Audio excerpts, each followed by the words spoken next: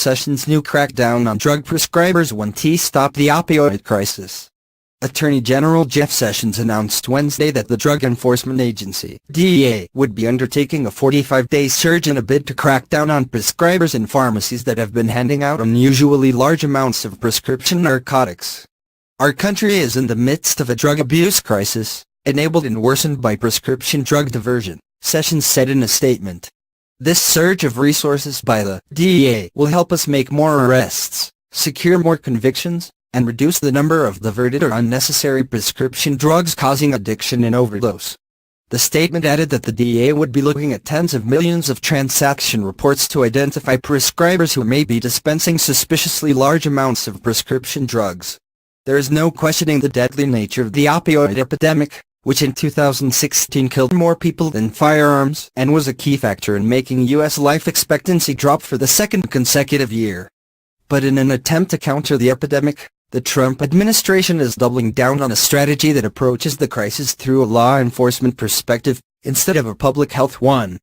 President Donald Trump touted his administration's approach during Tuesday's State of the Union speech, applauding their efforts when in reality, his administration has actually done very little to combat the opioid epidemic.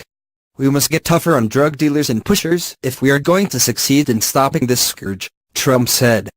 But experts have explained that looking at the opioid epidemic as an issue for law enforcement, rather than a public health crisis, only drives drug users to more dangerous alternatives.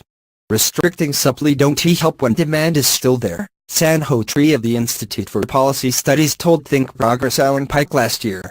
You end up with more compact, easier to smuggle, and more powerful commodities.